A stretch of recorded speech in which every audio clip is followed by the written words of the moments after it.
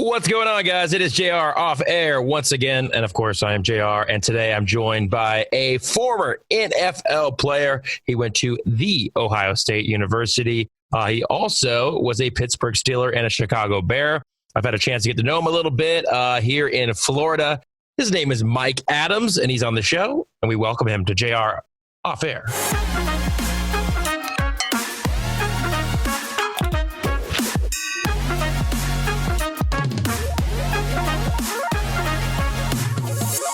Mike Adams, everybody. Give it up for him. How are you, dude? Oh, good, man. Thanks for having me on. Absolutely, brother. I am excited to talk to you about your life, your career, and take us back to the beginning where you first got involved in playing football and realized, hey, maybe I can do this. Man, I guess when it comes to football, it was one of those, whole life things, since being a little kid. When your teachers ask you what you want to be when you grow up, that was kind of always my go-to. And if I wasn't allowed to do that, I went for like vet or something like that, or police officer. But right. Yeah, I think when I got into like middle school, I think the first time that I had ever heard an adult or, anybody like that say like, oh man, that kid's going to play in the NFL one day. I think I was probably like 12. So when you were 12, I mean, obviously you're 6'7" now, but when you were 12, when did your growth spurt happen for you? I was always a big kid. Always the tallest kid in class?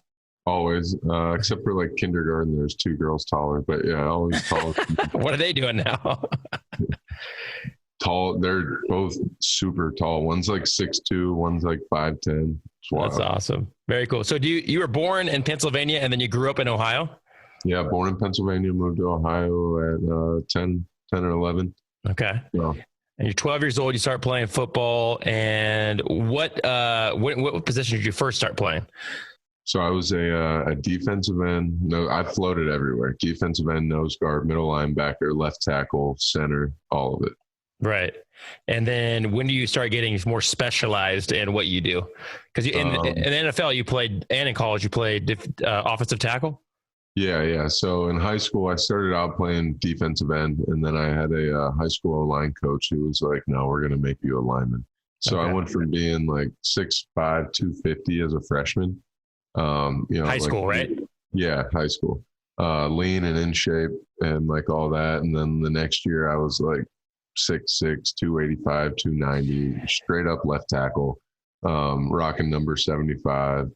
And then that was pretty much all she wrote from there. The high school, with how recruiting goes, that's when I became like the number one player in the state as soon as the rankings started, all of those things. I actually had offers from like Ohio State, Michigan, Northwestern, playing freshman football at defensive end. But wow. Just offered as a whatever you end up. So you're a freshman in high school and you're getting offers to play in college already? Yeah, it was wild. My freshman football team had 7 big-time D1 players on it. Wow. Like, we were a bunch of studs. Well, give that high school a shout-out real quick. Yeah, right. Dublin Kaufman High School, baby. Mark Crabtree. Nice, man. And, when you start getting recruited and you're trying to figure all that out, I mean, that's a big decision. Obviously, getting your schooling paid for is one thing, but knowing that you have a future in football, how did you decide where to go, and what was that like? I mean, is everybody knocking on your door? Is there letters? I mean, how did that recruiting process go? I know it's a lot different now, but what was it like for you? Yeah, man. I guess back when we were coming out of school, I would say it was not. I guess it was more personable, not so much text messaging and tweeting and all of those kind of things, but like handwritten letters, you remember that I think I started getting mail every single day as a sophomore from schools all over. I ended up with an offer from every school in the country except for Texas. What happened? They're just like, they got all these big corn-fed or beef-fed linemen from Texas all over the place. Like, if you want to come here, you got to ask us. You got to come to us. Right. And at that time, who was the number one program? The number one program, it was Florida, Ohio State, LSU. So the national championships while I was getting recruited, my junior year was Ohio State, Florida. Then the next year was Ohio State, LSU. So where's my team? Where are the Trojans at? USC. Where were they at? So they came right when we got to school, which was pretty wild. Like my freshman year, my first away game was at USC, and that was when it was Clay Matthews, Ryan Cushing, Fili Malu, who's that? Ray Malaluga, Mark Sanchez, Tyron, like me and Tyron Smith and Matt Khalil were all in the same high school class. We were actually the top 3 ranked tackles in the country. That's awesome, man. Yeah. So, but yeah, USC at that time, man, talk about a bunch of freaks. We walked on the field and I'm like, I've never seen people who look like this. Yeah. I mean, just going into that Coliseum is a cool thing. I got a chance to throw passes in there for a commercial shoot one time when I was acting in LA. And I was like, coming in here with this place, if it was packed, because it just was cameras doing a TV commercial, but if this place was packed, like it would be kind of intimidating. I know that Ohio State's got his thing, but like coming across the state for you guys, coming across the country for you guys, and walking into the Coliseum that looks like a Coliseum, I mean, you had to feel like you're going to war.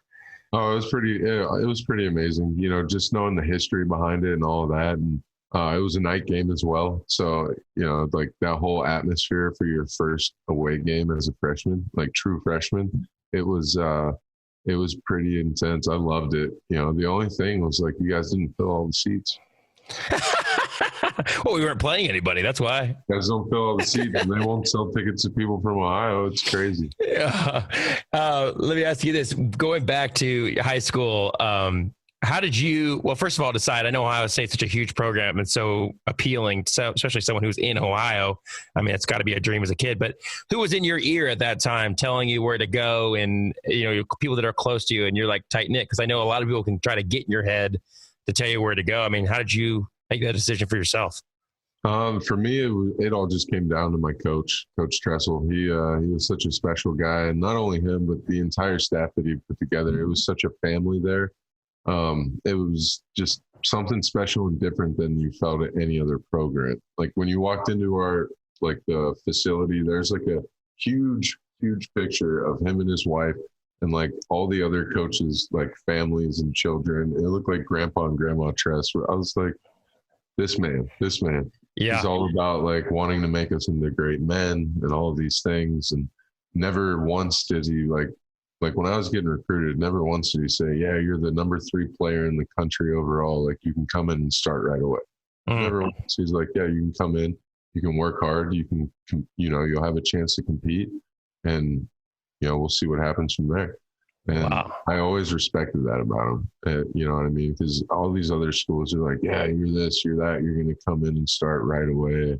And I'm just like, I don't know. I've seen it not happen so many times. Yeah. Well, you don't have to give me details, but what was the wildest recruiting trip you went on? What school? I mean, Ohio State, man, it was wild. Yeah. It was the game that I was there for was absolutely crazy. I went for Ohio State versus Michigan, number 1 versus number 2 in the country to see who went to the national championship. It was a night game. It was incredible, 42-39 finish. So that was pretty intense. And then being in the locker room after the game, I like rushed the field with all the fans. I was in the front row on the 50, rushed the field with everyone, end up in the locker room. It was absolutely insane. And then the party after that with all the guys on the team, as you can imagine, was just like something from a movie. You're like, I'm coming back here. Yeah, I was like, I'm in. That's awesome. You talked about Coach Tressel. You know, it's a kind of that's awesome for you, man, because, you know, a lot of guys are telling you and promising you the world, and what he's promising you is an opportunity. So that's kind of a cool thing, man. I mean, was that something where you didn't hear a lot of that growing up, where it was, and I'm not meaning your family or you know, your mom or anything like that, but talking about like, was it easy for you to kind of win a spot on all these teams, but then Tressel's like, hey, you got an opportunity to do this. Yeah. You're not necessarily the guy. Different. Yeah, definitely different. You know, growing up as a kid, always being like that guy, you know, like the big guy who's good. Like when I was in high school as a freshman D lineman, I had like 20 some sacks in 9 games. You know what I mean? Like, right. Stupid, like maybe like, yeah, something stupid. And, you know, so being that guy, like, you know, it was obvious that the next year I had to step into a bigger role and all those things. And then, so yeah, coming to Ohio State, knowing that they had a bunch of older guys there and just having him be real about it and be like, yeah, man, like you come in and compete, you'll have an opportunity. And I did. I had an opportunity to play. I played a bunch. Ended up getting hurt like halfway through the year of Liz Frank in my foot. And but yeah, it was everything that I thought it would be. Give me a highlight game for you when you're in Ohio State, and tell me why it was a highlight and maybe some things going on around it. Oh man, I got a couple. So my junior year, I played against. I had Cam Hayward on my team. Okay. I played against. For people who don't know who Cam Hayward, tell them where they're at now and all that, and where they played. Cam Hayward, all-pro defensive tackle for the Steelers, 11-year vet, team captain, all that. JJ. So I played against JJ Watt.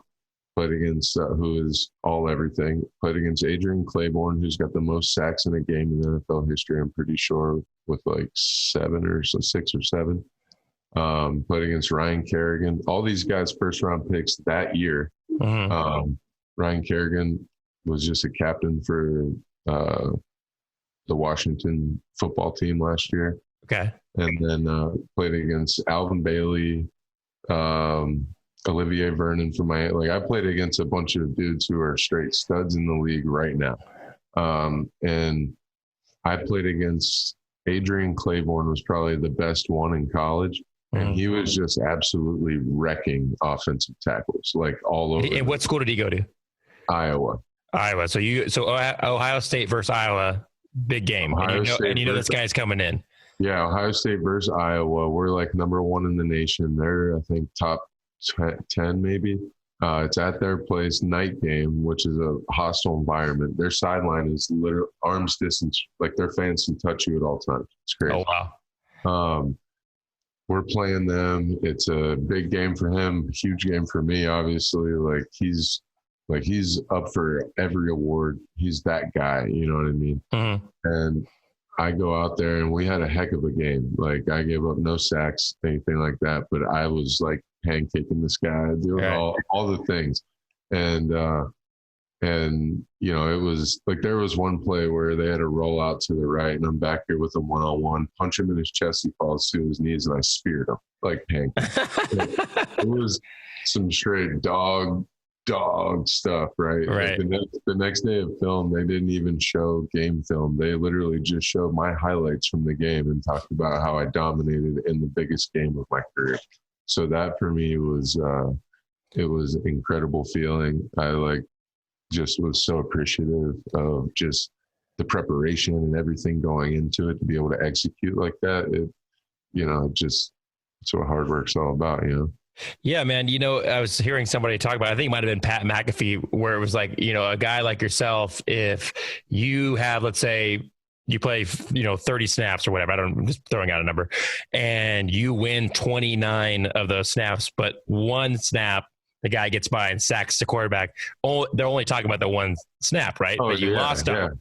And in college football, you're talking about 80 some snaps a game. Right. If not now, probably more because they play so fast. But back then, yeah, you're talking about 80, 85 plays a game. And if you lose, you give up one sack, one tackle for loss. Like, dude, it's.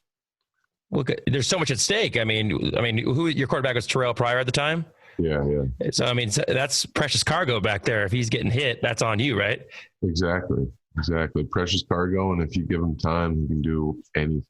Right. So it's like, you got to do what you got to do. Give me something that, everybody wants to play a college sport and everybody wants to play at a big school like Ohio State. You got the honor to do that. What is something that people don't realize goes with that territory? I guess it's my dog in the background. Buddha. Yeah. I guess the one thing is like everybody kind of just thinks that it just happens. A lot of people don't understand how much work those guys put in, how much they really dedicate their life to that craft of being good at their sport. I was just spoken about it the other day, but when I was in high school and like all the other kids went on vacation with their families, I didn't go on vacation with my family. I stayed in town. I went and worked out with my high school coach at the high school every day, like every single day of workouts from when I started to when I ended. I was there first, like pretty much and I left last definitely, and I was working extra with my coach every day. Like I'm out there in the summer running stadium steps with this 80-year-old dude who used to play for Ohio State back in the 50s. And when I got drafted, he was one of the first people to message me on Facebook. It was unbelievable. Wow. And he's just like, hey, you still up there at Kaufman running stadium steps? He's like, I can't make it up them anymore. But I was like, wow. That's awesome. So people don't, I mean, you would just say that people underestimate the work that goes into being a big program like that. Oh man, it just really is so much. And the pressure that those guys are under, like, I think people really don't understand how much pressure those kids, especially like the college kids. I mean, it's a whole nother level when you get to the league, but being an 18, 19, 20-year-old kid and having hundreds of thousands of followers and things like that. And like, you know, you have a bad game and you got, you know, thousands and thousands of bad mentions. That's tough stuff on the psyche of a young kid that back in the day, they didn't really have to deal with. Right. Back in the day, you were getting like nasty looks at the gas station and things like that. You know, you just didn't want to leave your house. But now it's like you can't leave that. Yeah. Oh man, you know, that's crazy because I social media didn't really play anything till like I was probably I don't know, Facebook's just started. I mean, MySpace obviously, and then like Facebook was when things got like personal, where you go to a game and you knew everything about a guy, their girl's name, their mom's name, that last picture they posted. And then the trash talking got taken to a whole nother level, which some of it can be fun, but some of it can be, like you said, damaging to your psyche. And I'm like, gosh, dang, man, like they know everything about me. Talk about Ohio State. Do they prepare you that way? Do they talk to you about how to deal with that kind of thing? Yeah, they do. I think it first starts with letting you know what the expectations are and what it means to be a Buckeye. And when I was in school, like every single day, I mean, shoot, I've got it right here. Wow. The team binder, huh? A book about all what it is to be a Buckeye, the Blocko of life. And it's just like every day we would start our day reading that, going over it together, you know, and it's just really reinforced of what the standard is and what it means and how special it really is and how much people look up to you, and also about what it means to let those people down as well. Right. Yeah, and it's a tough part as a kid, but it's something that they definitely prepare you for. So you're talking to multiple NFL teams, I'm sure, as the drafts approaches, and you know, I would assume that you grew up being a Steelers fan. Yeah, I grew up a Steelers fan. So you grew up a Steelers fan, and there's an incident that happens where you possibly are taken off their draft board, and can I just say what a failed drug test, right? Yep. Failed the drug test for a little too much weed. Literally 2 nanograms over the limit, which is like the last hit of the last joint. Right. Well, things has changed so much they don't even test for that anymore, right? In the NFL. Oh yeah. Or basketball either. I don't think, or baseball. I don't know how it works. So let me ask you about that. So you have to go into a meeting with the owner of the team, Art Rooney. You got to talk to him. So listen, I'll tell you how. Okay, I wanted to, because tell everybody who's in that room and then how that conversation goes, because they're saying, because they're like, hey, we're going to move on, right? Like it's you failed the drug test. This seems like a lot of trouble, right? Oh, dude. So leading up to this, I quit smoking for like 7.5 weeks. Figured I was good. I'm training hard, you know, sweating, but I'm a big dude and I've been smoking for years. So wasn't enough. Failed the test. I'm like, oh man. Leading up to it at the combine and all that, I had great interviews with every team, but like really loved my meeting with the Steelers. Like, you know, and these meetings are intense and they know every single thing about you. They ask you every single thing about your life. Anything traumatic, like it's a whole psych evaluation with like the whole management, ownership, everyone there. So we had an awesome meeting. And then my pro day is like the combine at your school with your teammates who are eligible. So my pro day, I think every team was there. And Coach Tomlin and Mr. Rooney, Kevin Colbert, they were all in my pro day, which is wild. And then after we got done, they were hanging out and having lunch with my mom and my grandma and my grandpa, which wow, that's surreal. I'm like, and they had just drafted Cam Hayward and 2 other Buckeyes the year before me and a couple before that. So it's like a pipeline at this point. And so like, I'm loving it, you know, and the next day after my pro day is when I got the news that I failed the test on my 22nd birthday. Oh, 9:30 a.m. My mom calls me and she's like, "Hey, we got a letter from the NFL." And I'm like, "What's it say?" And oh no. it says you failed your test for marijuana. And then she told me how much, and I was just like, "Oh God." And then I had to go out to birthday lunch with my family and all of, and just like everyone's all proud because I crushed it at pro day the day before. And then I'm just sitting there like, but no one knows about the letter except for you and your mom. And my friends who were in town staying at my house who were there when I got the call. Like, I'm just like, so they know that I'm just going through it. And so I ended up telling my grandparents and everyone at the end of the night. And because I knew it was going to be on TV, and I didn't want them to find out that way. So we went through all that. And then I was thinking about telling teams. So I called Coach Tomlin and I was like, "Hey, Coach, I was wondering if I could come down and meet with you." And he's like, "Yeah, come on down, man. Come on down to Pittsburgh. Here's the address, brother. I'll see you tomorrow." I'm like, he's such a cool guy.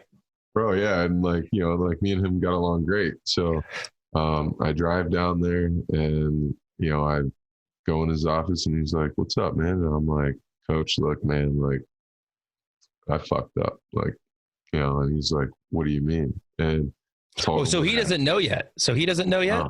No, no one knows. Nobody knows. Oh, okay. So I thought they were notified too, because if you were looking at somebody, they would have found out. They're right? not notified. Okay. No, they're not. I just notified. Yeah. Oh, okay, got it. They would find out afterwards if they. Yeah. So. Would it be after draft or pre-draft? They would find out. It would be after draft. Oh shoot. Okay. Wow. Yeah, they would. And the only way that they would know is because I would have to go take drug tests all the time, but they would never actually know. Got it. Yeah, that stuff is just always leaked, which is crazy. But so I called Coach Tomlin and I was like, "I want to be honest with you, like, I failed this test, blah, blah, blah." And man, he got Kevin Colbert, the GM, and they came and sat in the room. Mr. Rooney came in for a little bit. It was Kevin and Mike were there, and they just reamed me out for like 2 hours.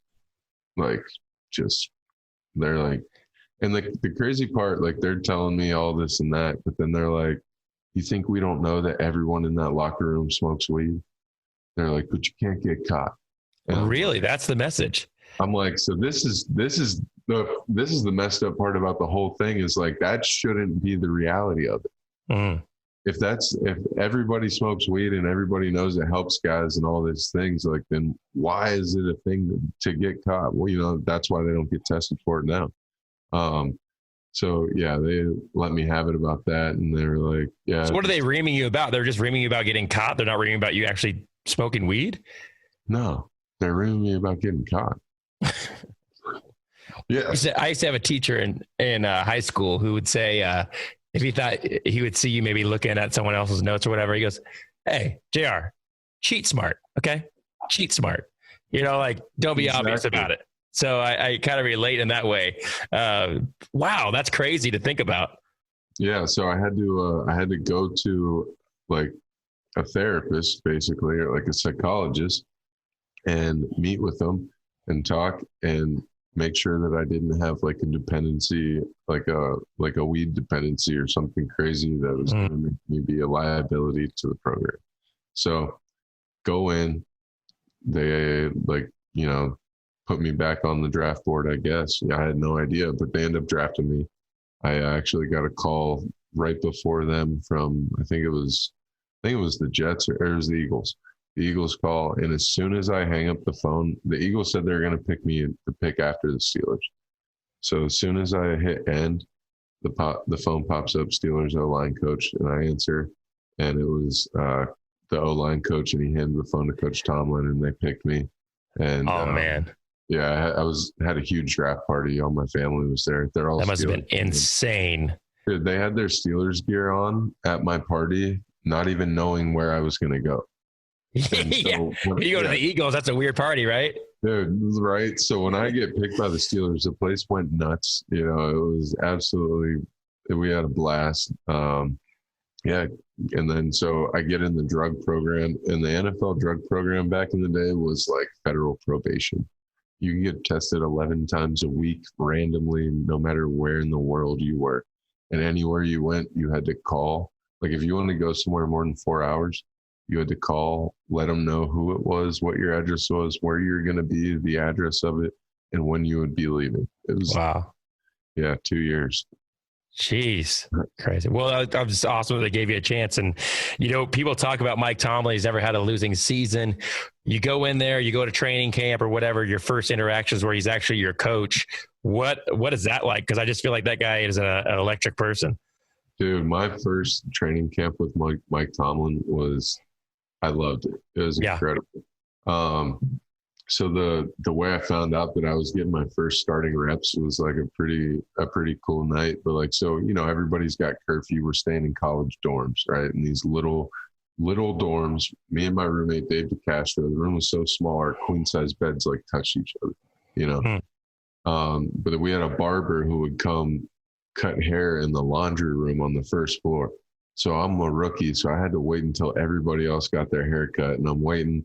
And it's like, bro, it's like it's like after curfew, and I finally am able to get a haircut. And I'm like, man, like, and he's like, bro, I'll cut your hair. And I was like, all right, man. I'm sitting there all nervous. I'm like, I hope Coach T or somebody doesn't walk past here while I'm sitting here after curfew, Right. And I'm sitting there getting my hair cut, and Mike T walks in, and I'm like, oh no.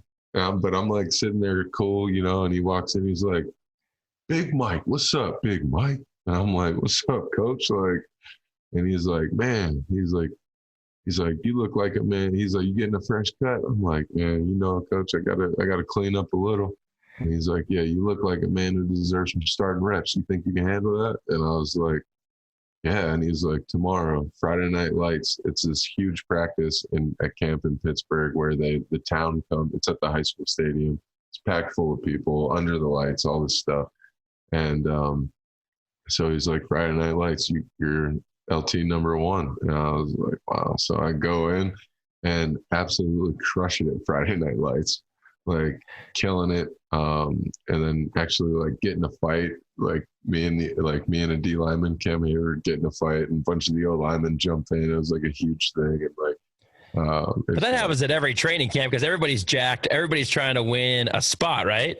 Oh, bro, it was great. But it was just so wild because, like, like me and Cam, we got a history of going back and like through college, and we always like competed so hard against each other, and it was such a great relationship. And then it just like continued on that level. And to be a rookie in my shoes and to have the other O lineman jump in and have my back like that, like, bro, it was pretty dope. And from there I was left tackle number 1 and that, and then I went in my first preseason game starting and had a rough game, but sprained my MCL in like the second quarter and had to come out and was out for a week or so, but ended up playing right tackle that year and won Rookie of the Year for the Steelers. Awesome. Had a heck of a year, fun year. And it was pretty dope. Getting a haircut, think you're going to get in trouble, and next thing you know, you're getting starting reps, huh? Oh, I was sweating, like probably dripping sweat under my shirt. Oh man, that's awesome. You talked about Tressel on the stuff, what he demands and what it means to be a Buckeye. What is something that they really implant in you when it comes to what it means to be a Steeler? I mean, so the motto, just iron sharpens iron, and the standard is the standard. So, we're going to be good on good. We're all going to work hard. We're going to make each other better. And just knowing that there's a standard here in Pittsburgh, like the most Super Bowl rings and all of those things, and what the team means to that city, it's something that loud and clear as soon as you walk through the door. As soon as you walk through the door, you see all the trophies, you see all of the pictures of the old guys. A lot of the old guys still hang out there. Like when I was there, Mean Joe Green was sitting there having lunch a table over all the time. Like seeing guys like that, like straight legends. And not to mention, when I got on the team, I played with some straight legends. Well, Troy was on the team, right? Yeah, Troy Polamalu, and like Ben, absolute legend. Ben Roethlisberger, obviously. Brett Kiesels, and the oh man, Ryan Is Clark. TJ Watt younger than you? Yeah. So he wasn't okay. He obviously wasn't there yet. But like the Ryan Clarks and like all like Willie Colognes and Marquise Pouncey's, like I mean the Pouncey, bro, Marquise Pouncey, like that dude, absolute freak, one of the hardest workers I've ever seen. Antonio Brown, absolutely unreal. Yeah. Like it was a pretty awesome time to get there. Was Antonio Brown rookie at the time, or had he been in the league for a couple of years? Second year, and he was a Pro Bowl punt returner. Wow, not even a receiver yet. Yeah, and then the year I got there was like his first year as a Pro Bowl wide receiver, and he was like the best in the league. And then he was the best in the league for the next 4 years while I was there. I mean, dude, he still got it with the Bucs. I mean, he's still electric. Bro, he was out for a year. He came back, and he got a little injured last year. So I mean, like, yeah, he still played really well this year, bro. He's back at it. Yeah, I'm a huge AB fan. Yeah. Talk about a veteran that maybe took you under their wing. I mean, did you have a lot of interaction with Ben because you guys were on O? I mean, or did you have? I feel like Troy Polamalu was probably kind of like a dad of the team. I feel like he kind of. Or was he to himself? Because I mean, he's just like he's such an interesting individual. Oh, dude, Troy was so cool. Troy, like my first day there, had a conversation with me. I was like, "Yeah, man." Like, he's like, "Yeah, you're not allowed to smoke weed for a couple of years, I hear." And he already knew. I was like, "Yeah," like, and he's like, "You gonna be all right with that?" Like. He was like, if you ever need anything, like, or need to talk or anything, you can always call me. And I was like, oh, I really appreciate that. And that was my first conversation I ever had with him. He just was like, and he asked about where I was from and what I like to do. And like, it was dope. And, but I guess like the old linemen, when I got there, it was a pretty tight group. It was a lot of older guys, Max Starks, Willie Colognes, Marquise Pouncey, Ramon Foster was coming into his own. And then me, David DeCastro, and Kelvin Beachum. David DeCastro first round, me second, Kelvin Beachum sixth round or something. All drafted together. It was the older guys really did a great job of not like being those. No one's trying to punk you. Yeah, like well, not that, but just like not being like those gripey old dudes who are pissed off about losing their job to young guys and stuff like that. It was a good group. Nobody really hung out with Ben that much. Kiesel a little bit. That was pretty much it. He's a lot different now, and it makes me really happy to see like the way he is now. Mm-hmm. Like now he looks like he's having a lot more fun. He looks like he's so fun to be around. When I was there, that wasn't always the case, but he was so like to play with, man, being on the field with that guy was unreal. Like I played in a couple games. I've started a couple games with him where he threw for, I think it was like 500 yards and 6 touchdowns in a game. Yeah. And we got game balls for it, like, so like, I don't want to get that mixed up. He was absolutely incredible to play with but like outside of, the games and stuff, there was like a weird disconnect. But now, like, and I think getting married and having kids and maybe even like the injury 2 years ago really probably put a lot of things back in perspective for him. Right. And it looks really awesome to see him like acknowledging young guys positively and like being more playful. And it just seems like he's having a great time. Now, I mean, you said there's a little bit of a disconnect, but I mean, this is a guy that you're protecting. So on the field, it's great, but off the field, he's not showing as much love to the O-line that's keeping him in the game, huh? Yeah, it just wasn't a great relationship for a couple of years there. Do you think that was his own demons, or do you think that was just who Ben was at the time? I think probably, yeah. I think those go kind of hand in hand. I think he probably was dealing with his own things at the time. I think he's talked publicly about. Right. No, and I don't want you to speak out of turn if you don't feel like speaking about it. I just, I'm not like trying to bash the guy at all. No, I don't think you are.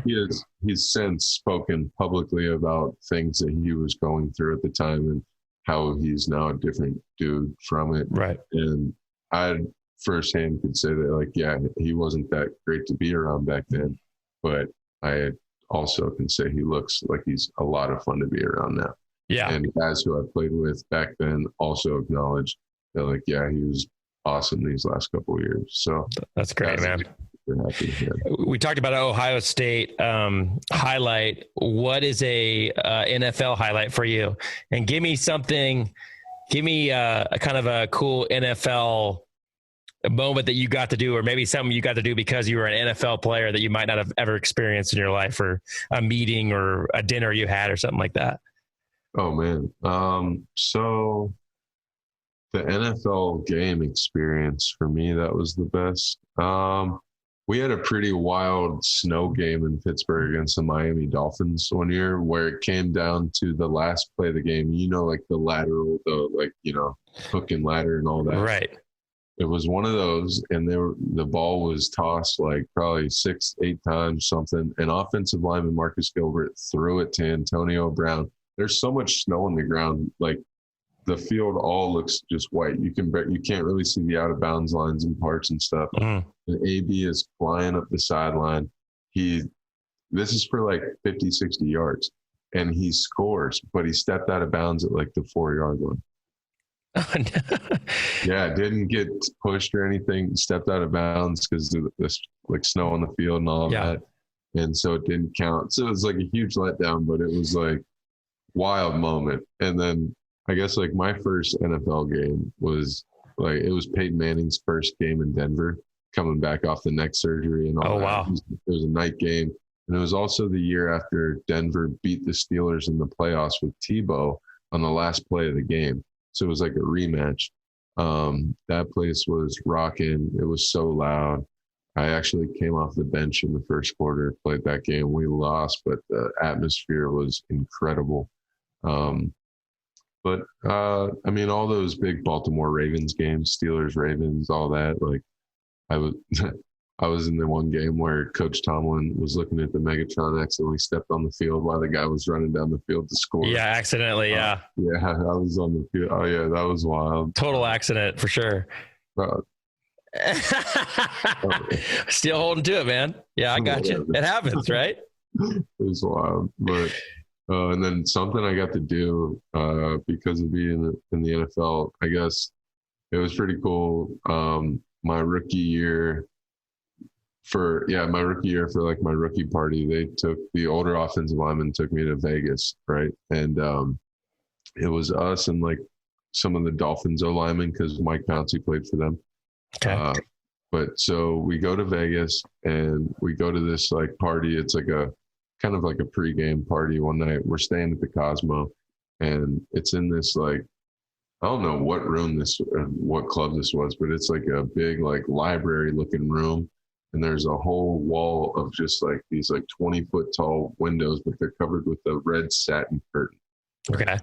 And we walk in and like, it's just a vibe in there. And DJ Jazzy Jeff's on the ones and twos, like chilling, like from me to you, like a house party, you know? And he's like, what up, what up, what up? You know, like we're all like, this is dope. Yeah. And we're chilling. And there's only ends up being like 40, 50 people in there. And it's Dr. Dre's like private birthday party. And you didn't know that going into it? No idea. I had no clue. What up, Dre? Right, bro. He's walking around, what up, fellas? What up? We're like, bro, what up, Dre? Like, it was dope. And then like goes over and pulls this big red curtain back. He's like, pulls the whole thing back in the windows, and it's not looking down at Marquee Nightclub in the Cosmo. And Rick Ross is coming on stage, and the whole front row of tables is empty. And he's like, there y'all go. And bro, We got the tables. We're just down there, like, you know, bottles of everything everywhere. Mark Cuban's from Pittsburgh, you know? Yeah. So Mark Cuban just jumps in our section. He's like, what's up, boys, Pittsburgh? And we're like, what is going on? And he's like, you guys got the whole front row. He's like, come on, give me a bottle. So we started pouring bottles of Jameson and Patron in Mark Cuban's mouth, and vice versa. And it's like a big Pittsburgh vibe, and we're all just man. I was like, bro, this is absolutely insane. That's not real life. Wild. That's wild, man. And Rick Ross is right there performing. Like, It was nuts. Packed club in Vegas. So you guys were you were in a room like above everything, not knowing where you kind of were, and then you see it. And for Dre's birthday, he hooks you guys up. Bro, it was sick. That's awesome, man. I was just like, what is going on here? Yeah, for sure. I feel that way. That's how I party too, by the way, if you're wondering. That's how I get down. Baseball guys. Yeah, yeah, right. Not on that level. I don't think we had Dr. Dre. I think it was an actual doctor that showed up. So, hey, talking about like meeting celebrities. You mentioned some big names like Peyton Manning and Tebow and all that. After games, you see guys meet halfway. Guys that you went to battle with. As a fan, I know you probably meet your guy that you've gone against all game, but as a fan, did you seek out guys after games like, hey, I just want to say what up to a Peyton Manning, or I just want to say what up to a Tebow, like? Or is that what's the etiquette on that as a player? Or does it have to be a quarterback to a quarterback? Or oh no, it's totally cool. Like I've seen a lot of guys go up to like the big guys like that. Tons of guys would be like, just come up and be like, hey man, just dap them up, Yeah. Much love, much respect, all that. To a bunch of the guys that I played against, I always would go say what's up to them, because I played against a lot of like really like Hall of Fame type talents, like Julius Peppers, Jared Allen's, Dwight Freeney's, Robert Mathis's. I could go on and on. Like there are Justin Houston's, Tamba Hawley's, like Terrell Suggs, all these guys. Yeah. One of the cool things was being on the field with Ray Lewis. That was always cool.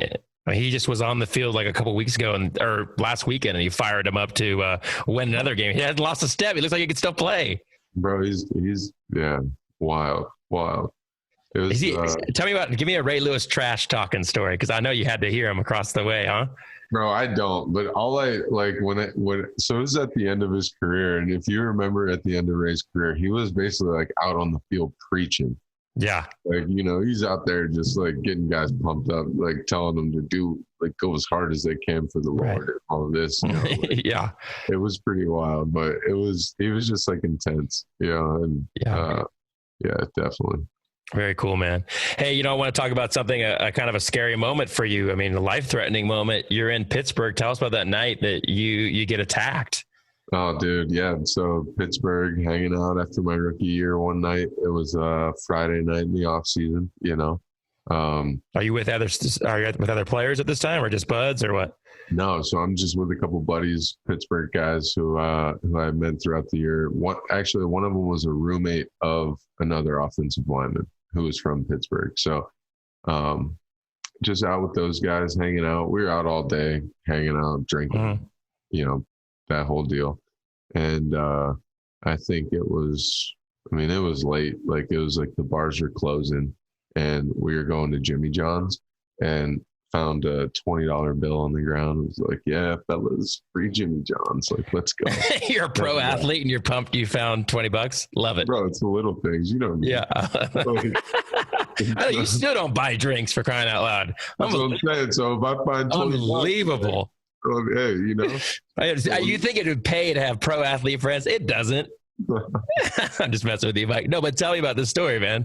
But so we can go in, we're like eating our food and stuff, and we're all pretty drunk, And so my buddies are all like, man, like, all right, let's walk to Garrett's house, like 20 blocks down this main road. Like it's also June in Pittsburgh. It's hot. And I lived about 6, 7, 8 blocks straight up this mountain, right? Like there's a legit train car that goes up this mountain. Let me ask you a question real quick, Mike, because I don't know anything about Pittsburgh. So are you in a good area? Are you in a sketchy area? I mean, I don't know anything about it. I'm in an area where like it's like I guess the only thing that I could compare it to in Tampa words would be kind of like an Ybor, but not as crazy. Not as crazy as Ybor?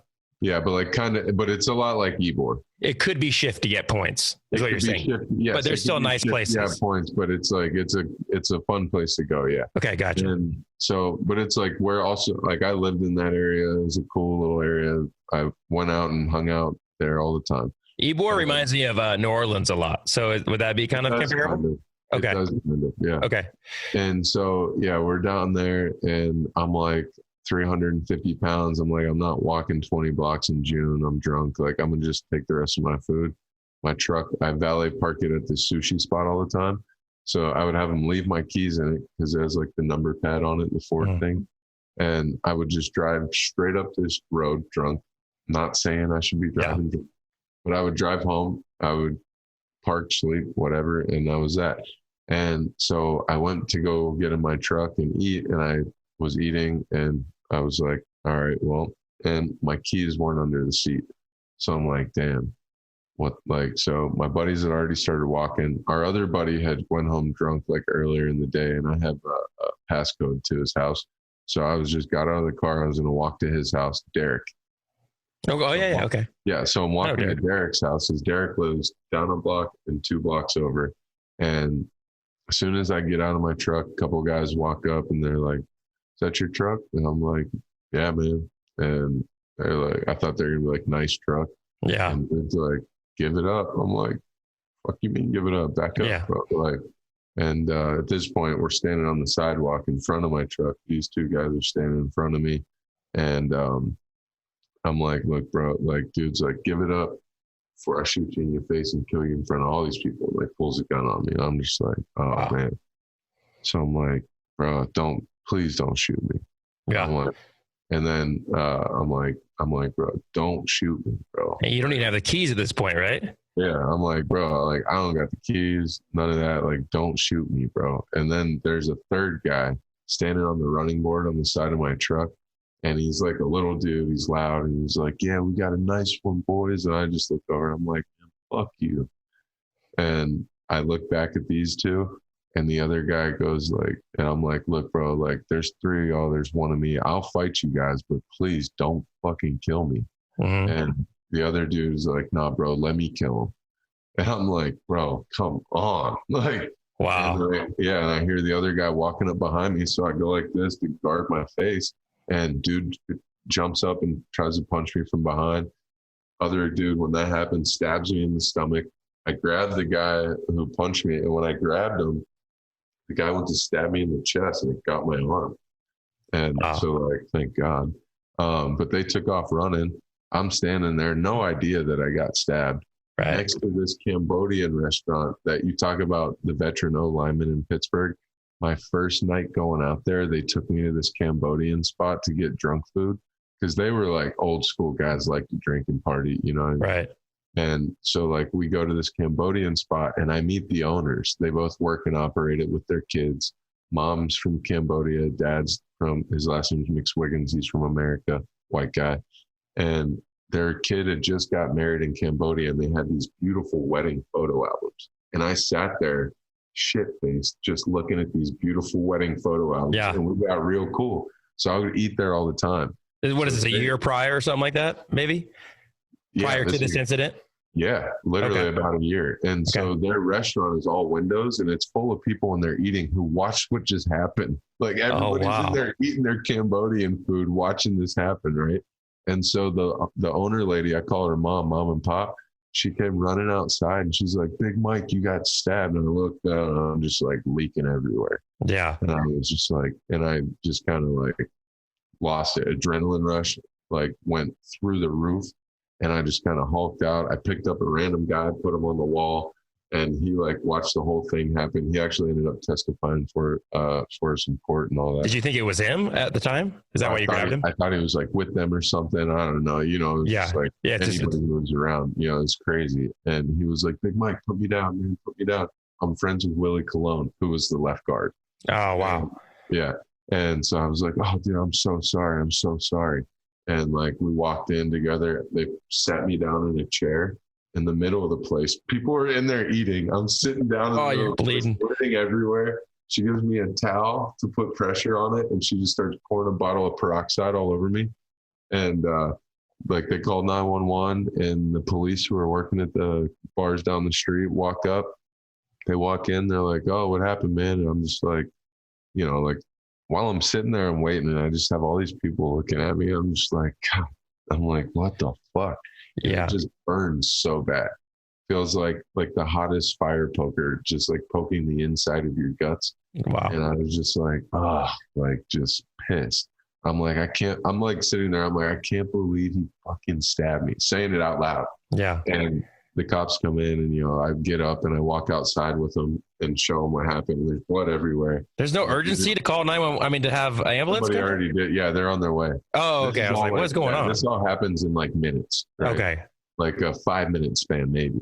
I think I probably waited 10 minutes for the ambulance. Okay. And so we're out there, and where all the blood is and stuff, the dude who jumped up to punch me, his phone fell out of his pocket and was sitting there on the ground. So they're like, well, look what we got here. And so they arrest him the next morning. But so I get in the ambulance, and like, it's so weird. So I get in the ambulance and I'm like trying to call my roommates, because I'm like, man, I'm going to need some stitches. I need a ride home from the hospital. This is before Uber, And well, I mean, I would hope someone would come to see you in the hospital and not to take an Uber home. I thought I was just going to be there real quick and I could go home. Yeah.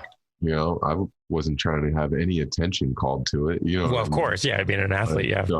Yeah. So I'm like in there and I'm calling all my buddies. They're all sleeping or whatever, Yeah.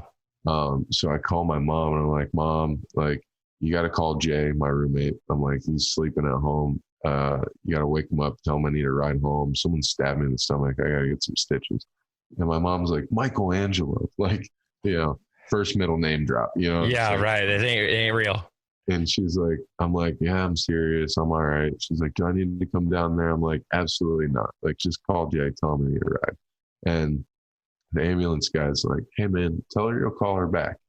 And he's like, hang up. And I hang up and I just like lay there, and I started feeling like real peaceful and warm. And the dude starts sternal rubbing me, and he's like, stay awake, man, stay awake. Talk to me. Wow. And he just starts talking to me, and I keep trying to like, just like stay awake and talk. And I keep talking, and we get to the ER, and I like go to get up to walk, and he's like, no, lay down. And I lay down, and I'm like, come on, man, like, fuck, please no. And I go into they wheel me in, and there's like 11 doctors in there. This doctor puts a glove on, puts his 2 fingers in my stomach, and he goes, I can't feel the bottom, prepping for surgery. This guy's going to die. And that's what you hear last. Bro, I grab my phone. I got to call my mom. They're cutting my clothes off, and I'm like, I got to call my mom. So I call my mom, and I'm like, Mom, they're prepping me for surgery. Get down here. I love you so much. Bye. And I hang up. And then they put me on the table. I just started feeling all crazy. They put the gas on, and I was out, bro. Like, I just like was laying there just feeling so peaceful. And like in the ambulance. Wow. Like, just feeling like warm and peaceful, like dying. And yeah, it was like, if I wasn't so big, thank God I was fat as hell that year. It was like a quarter of a centimeter more, or like 20 more minutes, and I was done. So could they determine how big the blade was? I mean, it almost went all the way through me. Wow. So, and at that point I was 350. So Jeez. Like, I mean, it cut through my large intestine, my colon and all that. Mm-hmm. So I had to get like a part of that cut out and like make sure I wasn't going to have a colostomy bag. Right. They ended up cut me down the center, 38 staples here, and then like 12 staples over here where I got stabbed. Yeah, hospital for 10 days. Couldn't walk for a lot of them. Couldn't leave till I could poop. Couldn't poop for 9 days at least. Like, it was it was rough, bro. Like, well, yeah, man. And then not to mention like PTSD, you know what I mean? Like that stuff set in pretty quick. And like, I woke up the next morning from getting stabbed, and it's like Mr. Rooney, Kevin Colbert, Mike Tomlin, David DeCastro, my draft mate, and my mom and grandma, and then right after them was Derek and the boys with balloons. Yeah. And, really funny, like, homoerotic cards and stuff. Of course. Like real gay cards. And right. My grandma loved it. I was on like a morphine drip. Sure. And all the stuff for like forever. So I was just in and out of it. Like, it was rough. What can I ask? I mean, the big thing is that you're alive and, you didn't have to, have, I don't know if you have lasting effects of this, obviously PTSD from it, but what are you professionally, what are they, I'm sure, right. Tom was not talking to you about your career right there. He's making sure you're okay. But what are you thinking career wise right now when you're laying there? Oh, bro. So that's the thing. I'm coming off a year where I just won Rookie of the Year and all these things. Mm-hmm. I'm trying to prove myself to the organization because of the pre-draft stuff. And I'm just out on a Friday night in June, just we're not even in football. We're in OTA, just going and working out. Right. And so, yeah, I'm just damn, man. And then professionally, I'm just well, I just got to get after it, get back out there. I'll be fine.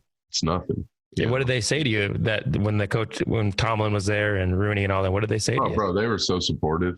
So supportive. The organization was so supportive the whole way through it. Mr. Rooney, I had to have so this is crazy. The guys, end up, getting caught and all these things. And, they sit in jail for a year and a half awaiting trial and all this stuff. And it's the state versus those guys. And when you're in criminal trial, you have the right to not incriminate yourself. So they don't have to take the stand at all. Me and I think 6 other people who were there, the guy picked up on the wall, the owners of the Cambodian shop, and then just other bystanders. I didn't go to court every day and sit there. So I don't even know who all of the other witnesses were. But we all said the same thing, in court and all that. And then on the last day of deliberations, the judge let them bring another witness up.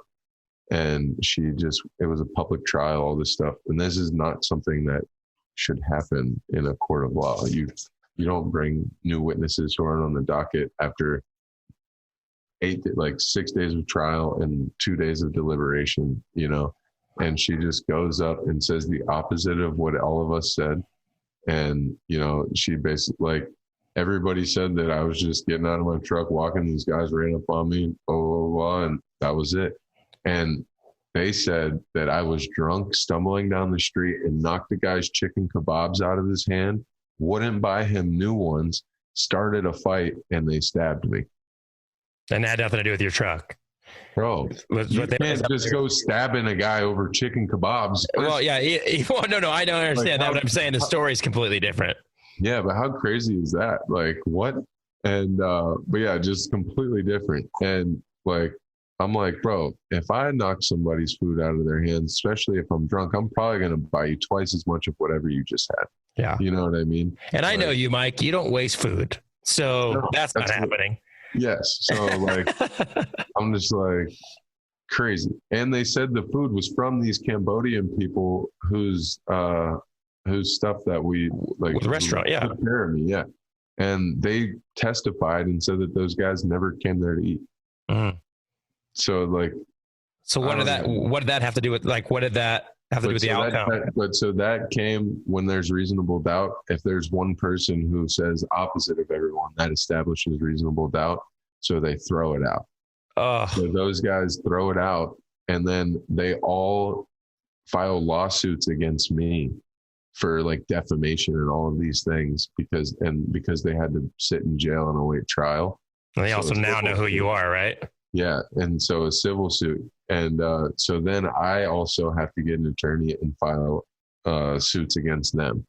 And talking about the organization being supportive, Mr. Rooney got me the best attorney in town for half the price. I had to have him on retainer for multiple years, for a year and a half pretty much, which, was a 6-figure deal. And these guys all one by one, after they get released, get rearrested for armed robbery. The dude who punched me, robbed someone at gunpoint outside of a bar again or something. Wow. The guy who stabbed me, shot a girl in the leg outside of a corner store while 2 girls were fighting. And then the guy who pulled a gun on me, got arrested for murder, a month later. Ugh. With his brother. It is unreal. So did they all end up getting convicted of other things then? I think so. I mean, you don't know. I know they all got off of other things and then rearrested, because every time that one of them would get in trouble for a while, it would say, man acquitted in the stabbing of Mike Adams, rearrested for blah, blah, blah, blah, blah, blah. Oh, in the papers and stuff like that? Bro, on the news. On the news. People would send me videos of it on my phone like years later, like 10 years later. So did that help you out then in your civil cases, where it was like, you don't have a case? I just had to file them so that they would go back and forth. And I never actually was even like, I like dropped all that shit. Yeah. Get me out. Like, I can't sue them for anything. None of them have anything. Right. You know what I mean? You can't sue a man for, what was I going to sue him for? Like what I could have gotten in a contract for like 40 million, nothing, 40 million to give me. Right. You know, so, you just kind of are in that, so it gets tied up in court. Man, I'm so glad you're okay. And your poor mom. Oh, bro, my poor mom, bro. Like, she went there. I testified, and I was on the stand for 15 hours. And all they, like, bro, this is how the, like, whatever the legal system, blah, blah, blah, blah. But, bro, I go up on stand, and the first thing that they start asking me is, so you're a big guy. You always been a big guy? Were you a big kid? How old were you when you started playing football? You were 6 years old. You're probably a lot bigger than the other 6-year-olds, weren't you? A lot tougher. You know, you like football. What do you like about football? You like being violent, Mike? I see. Yeah, I see where they're going. Yeah, me being this big, angry guy, like, yeah. And I'm like, wow, this is just something. So 15 hours, and you're just trying to, like, just watching my character be assassinated. It'd be over some guys trying to murder me in the street. Yeah. Like, yeah. Man. So it was something. Heck of an experience. Glad I got through it. Yeah. So you're able to recover, and you do end up resuming playing in the NFL, right? Oh, bro. Yeah. So I rushed back. I rushed back. I couldn't even hang from a pull-up bar without feeling like my stomach was going to rip open. Oh my gosh. And I'm in here starting NFL football games. So I'm starting at left tackle my second year, and like, I can barely play, dude. Like, I developed a huge hernia in my stomach, which I still have today. And like, I got no core strength. And how are you supposed to play anything in pro football with no core strength? Like, so like, developing a hernia means my stomach's ripping back open, and my intestines kind of leak through a little bit. Right. And so, I end up like getting benched after like the fourth game of the year, playing in Wembley Stadium against the Vikings, just having a rough go of it. Needed some time to get healthy and all those kind of things. And also, like, was going through it so bad mentally, like maybe sleeping an hour, couldn't smoke any weed, couldn't sleep. Like, like, I was drinking a bunch because I couldn't sleep, but I had to go to a 14-hour day of football. And when I say couldn't sleep, I'm talking maybe like 40 minutes, Wow. I'm like falling asleep and having the same repeating dream of myself dying over and over and over. Like, and so life is pretty much in shambles, complete shambles. And, get benched, it's even worse. Then I'm like basically suicidal. I live up on this mountain. There's a real close bridge to a parking lot close by. Used to think about jumping off of it all the time, every single night, walk to it, all those things. It was like the lowest of lows for me personally, It was, and I've had some pretty low ones, but that one was definitely the worst. Right. And so I end up working my way into like this rotation of playing a whole bunch of tight end, and like a whole lot of tight end, and end the season that way. Go into my third year, I go home to Columbus and just kind of go into like, like Dark Knight Batman mode when he goes up into the mountains and he's just like with the monks. So I was just doing, during that year, when I got my second year, when I got benched, someone on my team was like, hey, me and my wife are going to this yoga class thing. We've never done it. You should come with us. It's good for your core.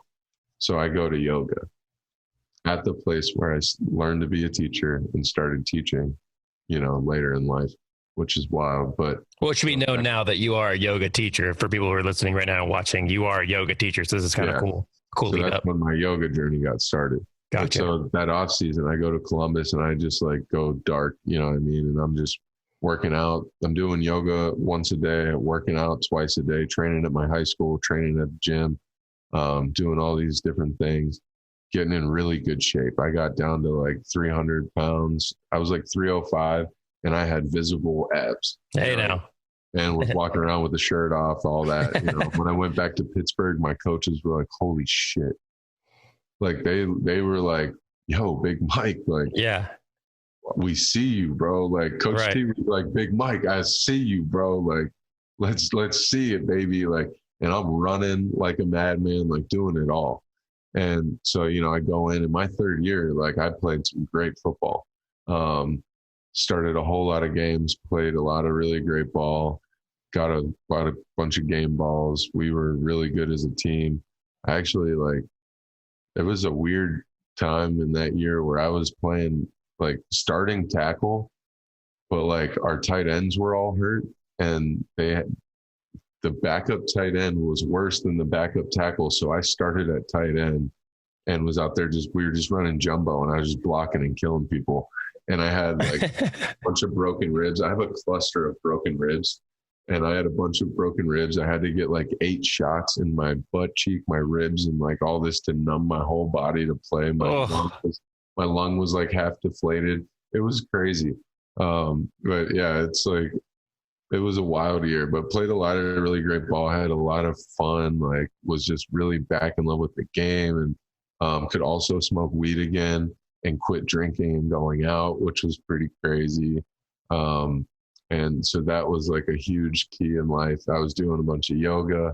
So like mindfulness and stuff started to come into play for me. And I also had bought a farm in the country, or actually not even at that point. I was just about to move back home and buy a farm in the country. But so I'm going into my 4th year and I'm in OTAs. And when I'm in OTAs, like, this is a huge year for me. Like, they're like, yeah, you're about to be the starting left tackle now.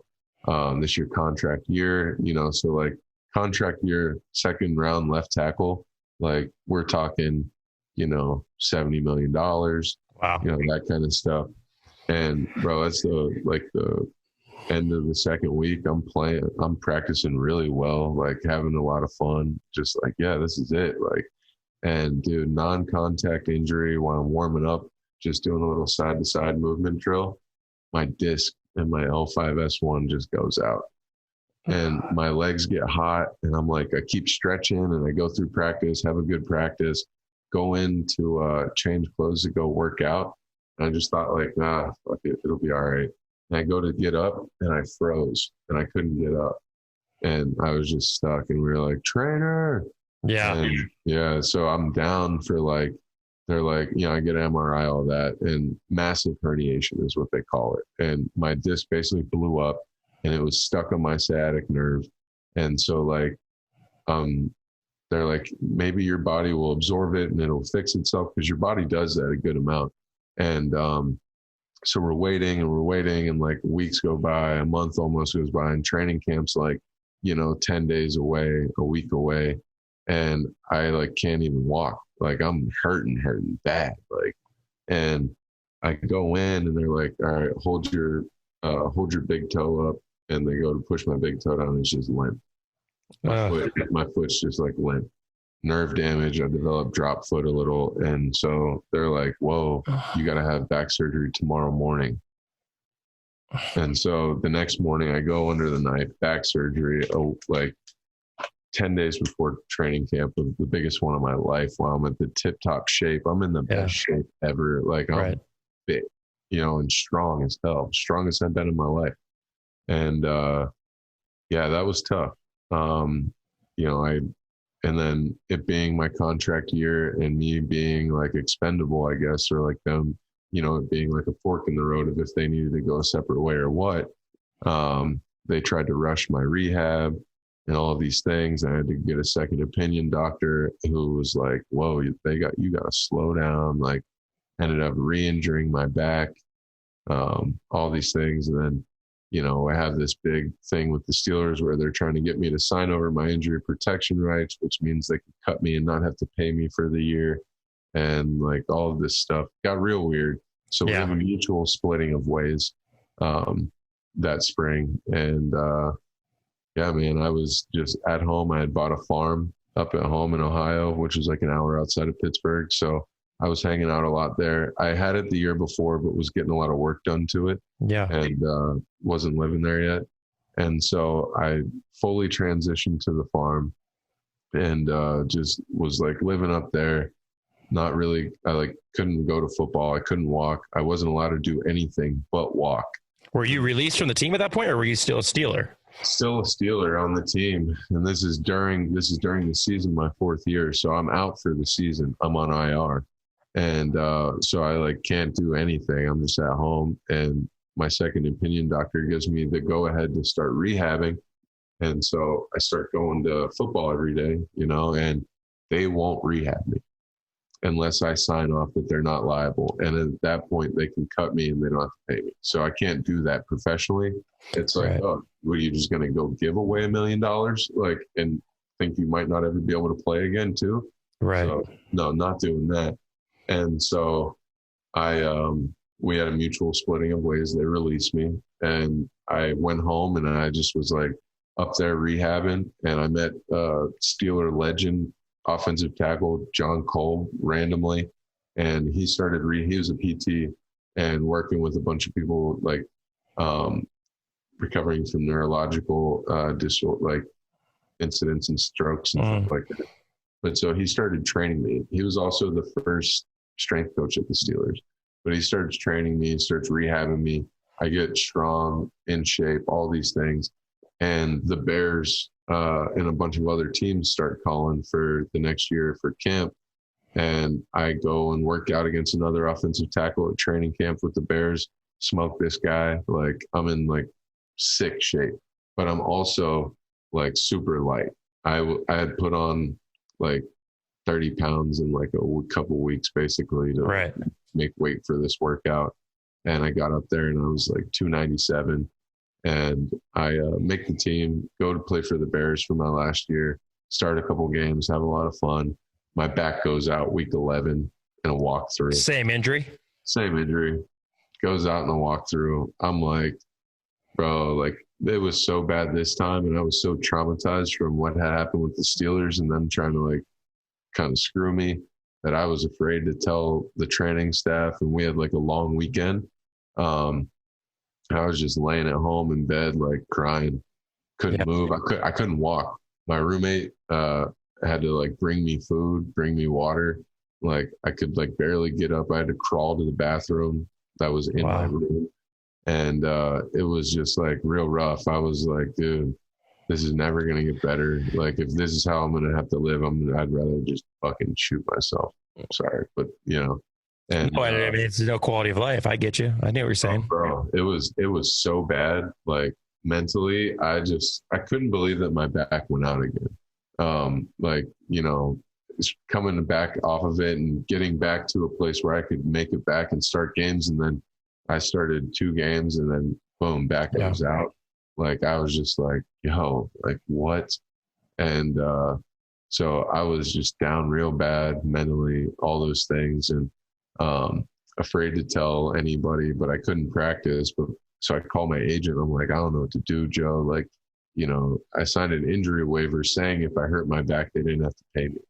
And so I was like, man, like, I got like a couple more weeks or whatever. And like each week you're thinking like, $8,000 or so, like 90 grand. Yeah, bro, I'll push it as far as I can.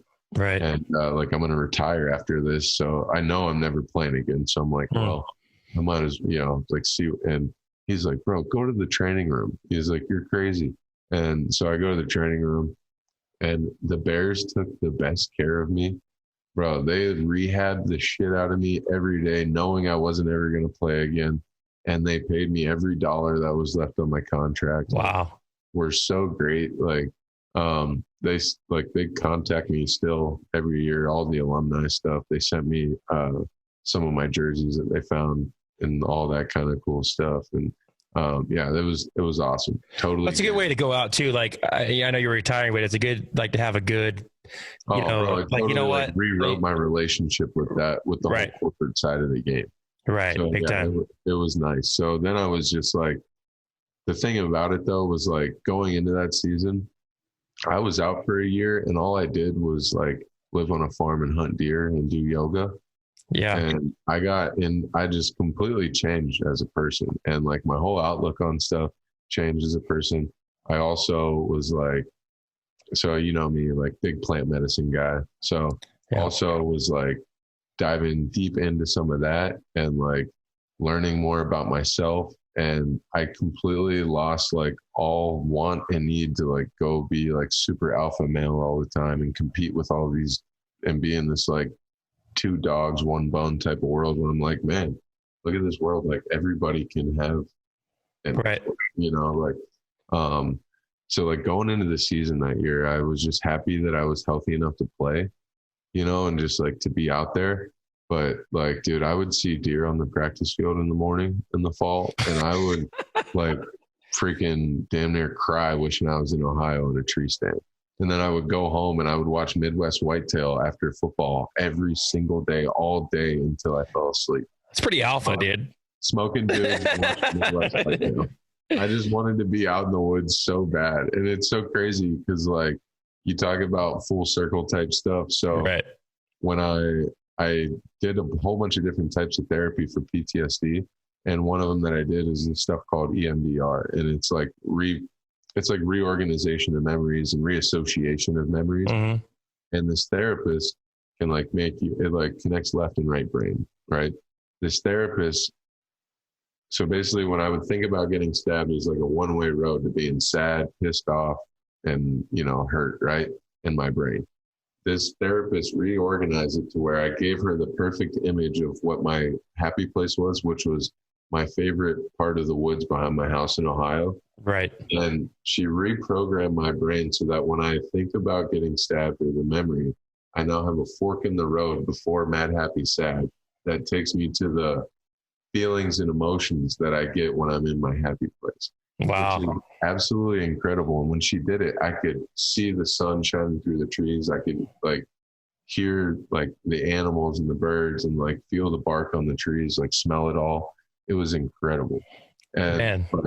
bro, and so that like full circle moment, you know, just Yeah. how much I love the outdoors and all of that stuff and what it really means to me, and how it, for me to walk away, it wasn't easy, but I had something to walk away to. Right. You know, and a lot of guys I think don't have that, which is something that they struggle with. Right. But for me, you know, I retired and I was hurt from, you know, my relationship with football and stuff. But I walked into a space where I was doing a lot of yoga. I was connecting with a lot of people in that way when social anxiety for me was crippling. I had a safe space to connect with people who respected what I was going through. And then also to be able to go somewhere and like I wanted to isolate, but I couldn't isolate because my family was so close and my best friends were so close and they knew what I was going through. So they would never let me, you know, but the thing I could do was isolate in nature through hunting. And that was therapeutic for me. And then when I would go back home or, you know, spend 12 hours out in the woods in a day and go home, my buddies would always show up, you know, you know. And that's awesome, Mike. I love that story, man. Because you and I actually, when we first met, I think you and I talked about kind of those struggles and those mental struggles of like I've really tight with my family, but I've definitely felt that depression and anxiety of like nobody gets what I'm going through right now because this, that, and the other. And yours would be, JR, you don't get what it's like to be in the NFL, be back at the game, and then not be able to play anymore because you hurt yourself in a walkthrough. And I might tell you, Mike, you know, whatever, I won't get into my own story, but the whole thing is you just feel so alone. But when you meet somebody in the middle and you say, at the same, you feel alone right now. That's the big, you feel alone. Forget how we got here. This is how we feel right now, you know? Bro, and that's the crazy thing about being human is like, we might be from completely different backgrounds, have completely different stories, athlete, non-athlete, whatever. And we may not have the same experience, but at some point from some experience, we access that same emotion. Right. You know, whether it's rejection, hurt, fear, all of those things, like we all experience those things.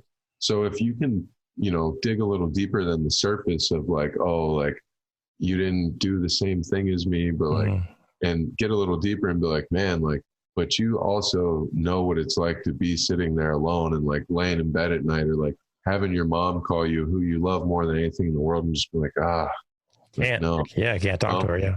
And like, it might not even be like a thing, like nobody understands me, but it could just be a thing of like, damn, why do I feel like this? Right. You know, like, damn, I just don't feel good. Like, and if this is what life's all about, I don't want to be a part of it type of thing. Yeah. I've been there, man. Like, I don't want to sit like this, but you know, like, and so that's the thing. Like when I was getting into the yoga space and like mindfulness, like that's what I really realized and what helped me to get out of that whole funk. And while it makes it so easy for me to connect with folks, because I know and respect that everybody has such a different journey, but like, I know that like, man, we all go through the same stuff, right? You know, and just different forms. Like, so brother, when you're hurting, when you're grieving, when you've experienced loss, like, man, just know that you're not alone. And I feel that too. And if you ever need, you know, if anybody ever needs to talk, bro, I got an inbox you can definitely go ahead and slide into. Yeah. Well, listen, brother, I mean, I'm so thankful for your time today. I'm so glad we set this up. I mean, I get to see you out and about. I got to see you this last week and it was really cool to hang out. But dude, you have such a, not only cool, but inspirational, gives a lot of hopeful story. I think I'm so thankful that you shared it with me, and I appreciate you coming on, man. Bro, heck yeah. I appreciate you having me on. I love that you got the podcast rolling. I can't wait to see where it goes, man. You got it, brother. And I will come take a yoga class at some point. Yes. All right, brother. Be well, dude. Love you, dude. Love you later, bro. All right. See you.